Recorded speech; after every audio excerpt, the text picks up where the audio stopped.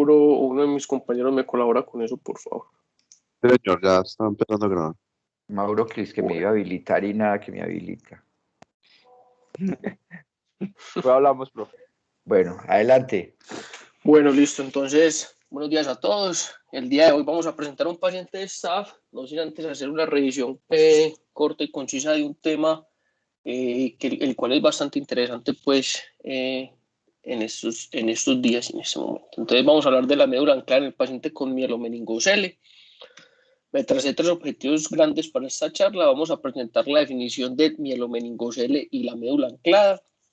Vamos a explicar cuál es la fisiopatología de la médula anclada y cuáles son las principales manifestaciones clínicas y su diagnóstico, sobre todo enfocados en el pie y las caderas de los pacientes. Y finalmente vamos a exponer algo acerca de la evidencia de cuáles son las consideraciones más importantes acerca de esta entidad. Entonces, ¿por qué es importante hablar de mielomeningocele? Es importante debido a que tenemos una incidencia de aproximadamente 3.4 por cada 10.000 nacidos vivos en la literatura, pues, mundial, y en Colombia existen unos datos cercanos a 8.46 por cada 10.000 nacidos vivos. Es importante tener en cuenta que este diagnóstico se puede realizar a partir de las 20 semanas de forma prenatal, y hay que recordar también que ha venido disminuyendo, pues, paulatinamente desde 1990, luego que se implantó o se puso, pues, a consideración de toda la población que el ácido fólico podría prevenir estos defectos del tubo neural, y se ha disminuido aproximadamente en un 20% su incidencia hasta 1999. Cuando uno empieza a hablar del síndrome de la médula anclada, esto ocurre y se puede desarrollar en un 30% de los pacientes con mielomeningocele luego de la reparación del mismo, y aproximadamente hasta la mitad de ellos podrían requerir una intervención debido a que van a presentar síntomas en los cuales presenta un deterioro de su función. Hay que recalcar que el diagnóstico por parte del ortopedista, digamos, de los médicos que se enfrentan a sus pacientes de forma temprana, va a ser netamente clínico, ¿cierto? Sin no tener previamente alguna imagen o algo que nos identifique si tenemos una causa adyacente, y esto lo vamos a ir desarrollando durante la charla. Entonces, la definición del mielomeningocele, sabemos entonces que es un defecto del tubo neural en el cual presenta una exposición de las meninges y de todos los tejidos al interior del canal medular debido a que no existe una fusión completa de los músculos, de los huesos de la columna, y esto genera, pues, una exposición de las mismas. Y el síndrome de la médula anclada es un síndrome y es un trastorno neurológico el cual se ocasiona generalmente por las adherencias tisulares que se generan luego de la reparación de un mielomeningocele, y esto va a limitar el movimiento de la médula espinal, lo que va a empezar a generar tracción de la misma. Hay que recordar, y esto lo vamos a ir recalcando durante toda la charla, que no siempre una médula anclada va a presentar o va a generar el síndrome de médula anclada, y es aquí en donde vienen a colación algunas consideraciones con respecto al manejo. ¿Qué es lo que ocurre? Genera una limitación de ese movimiento y ese desarrollo de la médula espinal al interior del canal, y eso genera tracción de la misma, generando unas alteraciones fisiológicas que vamos a ver más adelante. A partir de 1910 empezó a hablar del síndrome de médula anclada, en el cual existía una hipótesis en aquellos pacientes en los que tenían mielomeningocele, y estos hacían una flexión de la cadera o de la columna vertebral y empezaban a generar síntomas como incontinencia. Luego fue este autor Hoffman en 1976 en donde en su estudio de 31 pacientes empezó a determinar y empezó a evidenciar una alteración en la anatomía del filum terminale, y eso asociado a algunos síntomas neurológicos que iban presentando los pacientes. Y posteriormente Garzó, también apoyado, pues, en esa teoría inicial del primer autor, empezó también a evidenciar que tenían un filum terminale que era grueso, que era corto y que no iba ascendiendo de la forma adecuada o de la forma en que uno espera durante el desarrollo de los niños. Hay que recordar que la médula anclada no siempre va a estar en la lesión, en la región lumbar baja o en la región sacra, Y también existen reportes en los cuales hay anclajes medulares en la región más proximal, a nivel cervical y torácico, y eso genera pues una tensión en ese cordón medular, lo que va a generar los síntomas. Pero entonces, ¿qué es lo que ocurre? Y esa tensión que se genera en la médula espinal, ¿qué es lo que va a generar el deterioro de la función neurológica de los pacientes? ¿Qué pasa? En este estudio hecho por Yamada, en el cual es un estudio anatómico, pues realizado en modelos animales, empezó a determinar cuáles eran las condiciones fisiológicas y fisiopatológicas que generaban esa alteración en el cordón medular y en el filum terminal, pues, y en todas estas raíces de la región baja. Entonces, supuso en modelos de gatos generar una tracción en la región más baja de la médula espinal, y eso, estudiando, digamos, de forma microscópica, empezaba a generar una alteración en el flujo sanguíneo a nivel distal, y eso obviamente iba a generar una alteración en todo el metabolismo oxidativo de esa región, y finalmente empezó a determinar que aquellos pacientes en los cuales la tensión, perdón, aquellos modelos en los cuales la tensión era mucho mayor, y a medida que aumentaba la tensión, digamos que la reversibilidad de los síntomas iba a ser mucho menor que en aquellos en los cuales se sometía a una tensión más baja. Y adicionalmente determinó que aquellos modelos en los cuales eran sometidos a una tensión crónica y constante iban a generar cambios permanentes en la perfusión y la anatomía de estos segmentos, todo obviamente evaluado a través de microscopía electrónica. Adicionalmente, entonces, ¿qué es lo que ocurre? No se logra separar de la piel cuando se hace pues esa reparación, y eso impide que la médula espinal pues ascienda de la forma adecuada, y se va a encontrar en una posición más baja de lo que uno espera, que ya sabemos que lo normal es que ascienda hasta T2, T12, L1, y es lo que va a empezar a desencadenar los síntomas. Listo, para que lo tengamos en cuenta. Entonces, esos síntomas van a estar desarrollados, y digamos que van a presentar unos picos según unos textos que yo encontré, en la revisión que hice, asociado pues a todos estos cambios metabólicos, vasculares y mecánicos que se generan en el cordón medular. Vamos a tener dos zonas en las cuales los síntomas de los pacientes van a presentar una alteración o una modificación a lo que veníamos siguiendo, y va a ser ese pico entre los 2 y los 4 años, y un pico entre los 5 y los 10 años. Hay otros textos que mencionan que los síntomas se pueden empezar a presentar alteraciones en los mismos a partir entre los 5 y los 9 años, para que lo tengamos en cuenta. Entonces, el diagnóstico, digamos, va a ser inicialmente clínico, netamente clínico, y eso es lo que vamos a tener en cuenta para la toma de decisiones. En estos casos, pues, digamos, cuando el minomelingocele logra cerrar o logra cicatrizar con algunas alteraciones anatómicas, lo más importante es evaluar esos defectos cutáneos que se pueden presentar en la región lumbar baja. Cuando hablamos de esta zona, los pacientes también podrían tener goteos de orinas, alteración en el control de los esfínteres. Generalmente también pueden presentar alteración en el balance o en el eje axial, generando deformidades como la escoliosis. Y es importante recordar que se pueden generar cambios en los miembros inferiores, lo que denominaremos entonces los pies equinovaros, que no son de origen idiopático, y esto vamos a ahondar un poco más adelante. Cuando hablamos de niños un poco más grandes, se empiezan a manifestar, pues a tener estas manifestaciones un poco más asociados a la función motora y a la alteración sensitiva.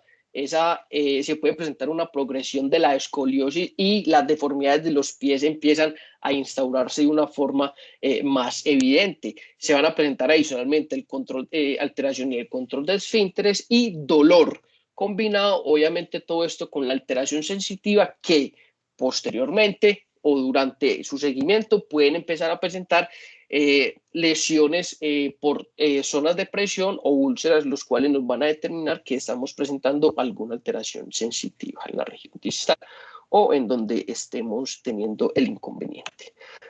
Cuando nos enfocamos entonces en el pie equinovaro de origen, o sea, no idiopático, el asociado a los síndromes, hay que tener en cuenta que es la deformidad congénita que es más frecuente. Se puede presentar inútero, se puede presentar entre un 30 y un 50% de estos pacientes y el 90% se desarrolla inútero. Hay que tener en cuenta que se puede presentar en todos los niveles de compromiso medular, pero lo más común es que se presente en pacientes que tienen niveles L3 y L4. Adicionalmente, mencionan que la etiología realmente está poco clara, pero se tiene pues las hipótesis y evaluando la biomecánica muscular en la región de los miembros inferiores, generan pues que se puede generar unos músculos que son funcionales, pero sin la ausencia de los antagonistas que nos controlen las fuerzas deformantes. Puede también existir fibrosis de los peroneos, espasticidad del tibial anterior o del tibial posterior o de todo el tríceps sural, y adicionalmente esto puede estar acompañado pues de las deformidades acumulativas. Los pacientes adicionalmente pues podrían tener el arco reflejo digamos presente, pero sin un control espinal, lo que ya sabemos que nos generaría pues una alteración en los reflejos. Y cuando vamos a hablar de las deformidades o el compromiso en la cadera, lo que está basado, o la etiología de esto, es que no hay un balance muscular debido a la parálisis que existe en estos músculos, lo que genera una contractura en los músculos alrededor de la cadera, una subluxación, o también generan luxaciones de la cadera congénita, y adicionalmente, por la oblicuidad pélvica que se genera, los pacientes pueden empezar a tener esa deformidad axial que es compensatoria, que es la escoliosis. Se está escrito en los textos, en la literatura, que tratar de hacer una reducción concéntrica de estas caderas no van a mejorar los arcos de movimiento y tampoco van a mejorar la capacidad de deambulación de los pacientes. Incluso pueden llevar a complicaciones como una disminución en la función que tienen en este momento. Se podrían generar fracturas alrededor del proceso de la cirugía, o fracturas digamos que la encontré como patológicas, y generalmente esto va a llevar al paciente a que requiera procedimientos adicionales. Entonces por ahí se empiezan a sacar conclusiones que estos pacientes en los cuales se presentan caderas luxadas de origen neurológico, y sobre todo en este contexto, digamos que su manejo va a ser más conservado. Cuando entonces nos enfocamos o nos enfrentamos a estos pacientes, hay que evaluar adecuadamente, hay que hacer un examen físico muy exhaustivo, evaluar la columna, la espalda, para determinar si tenemos estigmas cutáneos, deformidades como la escoliosis. Hay que evaluar muy bien los miembros inferiores, tratando de buscar deformidades, discrepancias o asimetrías musculares. Ya les mencioné pues la importancia de las deformidades en el pie. Y cuando vamos a hablar del contexto neurológico, siempre evaluar la parte motora, la sensitiva y cómo está la marcha. También recordando hacer las pruebas de chuzar al paciente, hacer un roce, evaluar cómo está la propiocepción. Hay que recordar que los reflejos profundos pueden estar un poco variables con respecto a la presentación. Y es importante que cuando ya los pacientes presentan espasticidad, clonus o reflejos como anormales como el Babinski, digamos que nos sugieren que es un compromiso que ya tiene bastante tiempo o que está avanzado. Entonces, para evaluar, cuando nos enfrentamos a un paciente con mielomeningocele o el paciente que esté presentando síntomas sugestivos de médula anclada, hay que evaluar sobre todo enfocados en la región lumbar o lumbosacra, cómo están los flexores de cadera, que para este caso serán la altura o los niveles L2, cómo está la función del cuádriceps y su fuerza, que sería L3, cómo va a estar el tibial anterior con la dorsiflexión del tobillo, que sería L4, ¿cierto? Y finalmente vamos a evaluar cómo estará la plantiflexión con S1, para tener en cuenta que esos van a ser los niveles más importantes cuando nos estamos enfrentando a médulas con niveles bajos.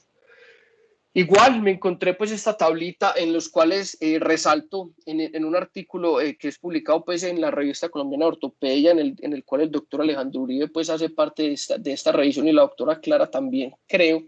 Digamos que pacientes que tengan niveles T12, esos pacientes pueden presenciar o pueden tener control pélvico y se pueden mantener sentados. Vemos que ya cuando empiezan a descender en los niveles L2, por ejemplo, el iliopsoas o el sartorio van a tener una fuerza digamos, adecuada, pero a medida que vamos descendiendo, estos músculos de los flexores de cadera empiezan a disminuir su función. Y finalmente, pues niveles más bajos como S2 y S3 pueden tener, digamos, intactos o indemnes la musculatura más proximal, pero podríamos tener más alteraciones del esfínter y a nivel intestinal. Entonces, esto es importante tener en cuenta. Luego, digamos que existe otra forma de agruparlos. Si tenemos niveles de lesiones torácicas o lumbares altas, hay que evaluar cómo está la función del cuádriceps. En este caso vamos a tener algo de debilidad de los mismos y clínicamente, miren cómo es de importante esto, los pacientes van a requerir ortesis para la deambulación desde la cadera, rodillas y tobillos, o estas ortesis que son se me olvidaron en este momento, son unas ortesis dinámicas, ahorita les digo el nombre que en este momento se me olvida, en el cual incluyen unas fuerzas que generan en el tórax hacia la región posterior, en la cadera empujándolo hacia anterior, generando una extensión de las mismas y adicionalmente estabilizando la región del tobillo. Si nos vamos hacia la región más baja, vamos a tener debilidades entonces en los músculos glúteos, vamos a tener algo de función del cuádriceps, ¿cierto? Y generalmente los pacientes pequeños van a usar pues muletas y ortesis de tobillo-pie. Y cuando tenemos ya regiones más bajos, los pacientes pueden deambular con la necesidad solamente de ortesis tobillo-pie o incluso a veces sin necesidades, pero tenemos aquí pues el compromiso de los esfínteres. Entonces eso nos sirve bastante para enfocar el paciente e ir determinando clínicamente en qué nivel está la afección. Entonces siempre hay que tener en cuenta que en estos pacientes con mionomeningocele generalmente van a tener derivaciones ventriculoperitoneales para tratar de controlar pues ese aumento del volumen cefalorraquídeo, y esto puede influir en los síntomas que el paciente va a estar presentando según encontré en la literatura, y adicionalmente esto sugiere que también hay que hacerse estudios cerebrales antes de indicar algún procedimiento adicional. Obviamente le competirá pues a otra especialidad. Cuando hablamos entonces de los estudios adicionales, nos mencionan de la urodinamia. Es importante tener en cuenta que nos sirve como diagnóstico y como un patrón de referencia de momento inicial. Listo, generalmente se van a ver pacientes con hiperreflexias del retrusor, disminución de esa capacidad vesical, disinercia del retrusor y el esfínter externo. También podemos presentar disminución en la sensibilidad de los pacientes para determinar, digamos, su necesidad de ir al baño, o un detrusor que es hipocontráctil. Entonces, es importante este estudio como indicación de deterioro, sobre todo en aquellos pacientes en los cuales estamos haciendo seguimiento o pacientes en los cuales se intervinieron, determinar si hubo una mejoría o si la función vesical ha estado estable.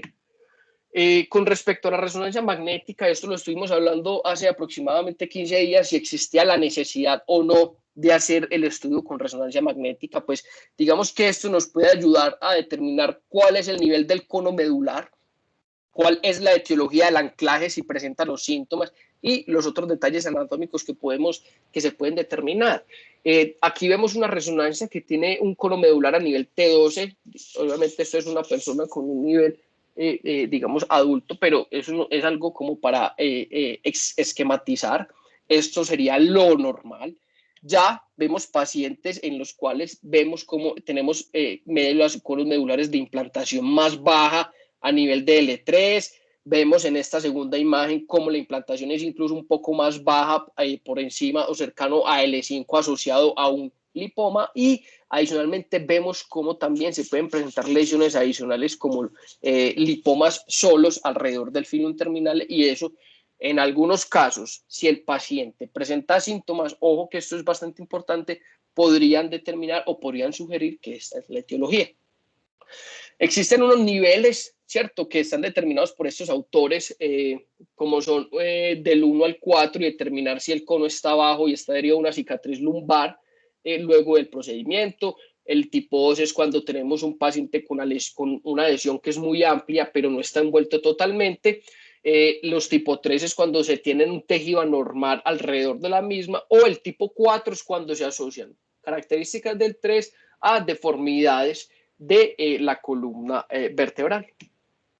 Por otro lado, entonces, hice una búsqueda pues muy rápida con respecto a la utilidad de la resonancia magnética y me encontré este trabajo en donde evalúan digamos que la resonancia magnética dinámica con el objetivo de determinar esos pacientes o la magnitud del anclaje en los pacientes que tienen pues disrafismo, y ellos digamos que la utilidad que le ven a esto es para definir cuál puede ser esa médula anclada que va a ser, que puede ir a presentar síntomas o síntomas del síndrome de médula anclada. Incluso hay que tener en cuenta que cuando está por debajo de los niveles convencionalmente definidos, pues de L3. Y lo que sugieren siempre es que no todo paciente que tiene una médula anclada, no, todos esos pacientes van a requerir cirugía. Entonces hay que tenerlo en cuenta. No una médula anclada no siempre es cirugía, para que lo tengan en cuenta.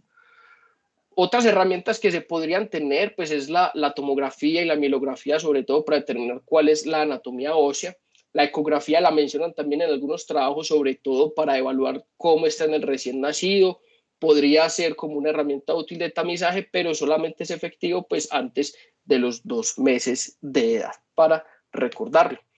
Y con respecto al manejo, digamos que lo que nos compete a nosotros los ortopedistas, siempre la parte del manejo conservador va a estar enfocado en los síntomas. Terapia física, en algunos trabajos reportan relajantes musculares y analgésicos. Y con respecto a las deformidades del pie, el objetivo que nosotros tenemos es tener un pie plantígrado que sea flexible y que sea ortezable. Para este caso, digamos que la herramienta o la propuesta que hacen en todos los trabajos es yesitos tipo Ponseti, sobre todo para evaluar para estos pacientes que tienen un PEVA no idiopático. Obviamente presentan una buena respuesta en los desenlaces agudos, pero si vemos a la derecha, vemos como en algunos pacientes se presentan una recaída casi del 68%, pero lo más importante es que se disminuyeron esas cirugías extensas alrededor del pie y del tobillo. Y vemos cómo en los pacientes en esta serie de Gurnet y colaboradores compararon cuál era la recurrencia de esos pacientes en los que tenían un PEVA idiopático y un PEVA no idiopático. Vemos cómo la recurrencia va a ser pues mucho mayor en estos pacientes en los que está asociado a un síndrome. Con respecto al manejo del tendón de Aquiles, que también es una parte importante, se debe realizar siempre una vez que se ha corregido el cabo, el varo y el aducto de ese pie. Obvio, si no se genera eso, reportan en los textos que va a generar pues una recidiva, entonces por eso siempre está indicado en la mayoría de los pacientes, y mencionan que a favor va a estar pues la tenectomía en vez de esa tenotomía percutánea, y lo ideal sería resecar, pues al menos extraer 1 centímetro de tendón de Aquiles, pero eso todavía pues está, digamos que no hay, existen pacientes con poco seguimiento, y finalmente cuando se evalúan, el paciente o el tendón vuelve a recanalizar. Si vemos en este trabajo en donde hicieron el manejo de esos pacientes de PEVA no idiopático con método Ponseti, hicieron un seguimiento casi a 6 años y evaluaron que en los pacientes en los cuales tenían un PEVA no idiopático, la tasa de tenotomía era mucho mayor con respecto a los que tenían un PEVA idiopático. La corrección inicial, miren qué tan importante es, por encima del 90% en comparación, obviamente, pues con los idiopáticos que lograron una corrección total, pero la recurrencia siempre iba a ser mayor en esos pacientes con PEVA no idiopático asociado a síndromes. Y aquí una parte importante eran todos, digamos que una parte de los pacientes era asociado pues a mielomeningocele. Vemos entonces que esos pacientes en los cuales generaban recaída, digamos que lo que más realizaban en la mayoría fueron una remanipulación y una nueva serie de yesos, repetir la tenotomía del Aquiles y una cirugía adicional en una parte de los pacientes como una liberación posteromedial amplia, otra vez el manejo pues, del tendón de Aquiles, e incluso en algunos pacientes requirieron una fijación externa. Pero ojo, es importante recordar que el PEVA, que el método Ponseti es una opción que todavía sigue siendo valiosa para el manejo de este pie equinovaro asociado a síndromes o no idiopático, pero aún los efectos a largo plazo, digamos que no podrían ser del todo confiables, pero en el manejo agudo es algo que es bastante útil. Con respecto a las caderas, me encontré un par de trabajos en los cuales, digamos que trataban de responder esa pregunta, qué hacer con esas caderas luxadas en esos pacientes con mielomeningocele. El objetivo que ellos tenían y que se debe tener en estos pacientes es tener una pelvis balanceada y que estén libres para el movimiento. O sea, que el objetivo en este caso sería liberar esas contracturas. Listo, para recordar eso. Pero hay que tener en cuenta que en este otro paciente, en este otro trabajo, perdón, en donde hicieron una revisión sistemática publicado hace varios años, trataron de llegar a unas conclusiones. Entonces, como grado de recomendación B, ¿cierto? Traté de extraer las recomendaciones más importantes que en aquellas caderas luxadas en todos los pacientes, digamos que no se deberían tratar de forma quirúrgica para reducirla, excepto aquellos que tuvieran pues una cadera unilateral y lesiones que fueran o niveles por debajo del E4. En la cadera unilateral, por debajo del E4 se deberían reducir y pacientes que tuvieran espina bífida y escoliosis no se deberían operar. Entonces son unas recomendaciones que hay que tener en cuenta. Y si uno se va a la profundidad del artículo, evaluamos que vean los pacientes en los cuales, en esta serie de 74 pacientes, en los cuales 18 se operaron, casi la mitad tuvieron una reluxación. Este autor, Crandall y sus colaboradores, en 100 pacientes evaluaron pues cuál era el desenlace con respecto a la deambulación y determinaron que los pacientes en los cuales se operaron, se redujeron las caderas con niveles diferentes de deambulación, terminaban siempre dependiendo del nivel de lesión que tuvieran. Entonces, no importaba si se reducían o no los pacientes, según el nivel neurológico que tenían, iban a presentar una deambulación de los mismos. Y esta otra serie en los cuales se operaron 52 pacientes, un 30% presentaron una reluxación de las mismas. Entonces, para recordarlo. Y adicionalmente sugieren que estos factores reportados con respecto a la capacidad de marcha estaba la capacidad cognitiva, la fisioterapia, ¿cierto? Tópicos como el nivel neurológico, la contractura de las caderas, la motivación. Y vean que ninguno de estos estudios tuvo una relación con respecto a la ubicación de las caderas, si estaban luxadas o no, con respecto a la habilidad para caminar. Entonces, eso es algo importante a tener en cuenta. Algo rápido con respecto a la cirugía, obviamente, la neurocirugía. Miren cómo en este estudio en el cual evaluaron cuál era la incidencia de la liberación de la médula anclada, un paciente realizado en Dinamarca de 45 pacientes en los cuales se hizo la liberación de la misma, vemos cómo a pesar de hacer el procedimiento, los pacientes presentaron una deformidad progresiva de la columna, presentaron un deterioro de la marcha y finalmente presentaron un deterioro urológico e intestinal adicional al que ya presentaban. Entonces, esto digamos que nos sugiere que hay que ser muy precavidos con respecto a sugerir o a evaluar con el neurocirujano la posibilidad de operar la médula anclada. Los desenlaces, pues los pacientes mejoraban en el dolor, pero vean que la función neurológica no mejoraba completamente. Generalmente los pacientes, digamos que podrían presentar una estabilización cercana a un 60%, pero vea, podrían recibir casi un 50% de los pacientes. Para mencionar solamente, vemos como el pronóstico de estos pacientes en los cuales se van llevados al desanclaje de la médula, en donde vemos como el tratamiento de esas médulas ancladas tipo 1, en donde se podría desanclar medularmente, radicalmente, los grados mayores aumenta el riesgo de recidivia y malos resultados. Entonces siempre hay que evaluar al paciente de forma individual y en conjunto. Y como conclusiones, entonces, se puede controlar la incidencia de estos defectos del tubo neural con la prevención durante el periodo de gestación con el aporte de ácido fólico y demás suplementos.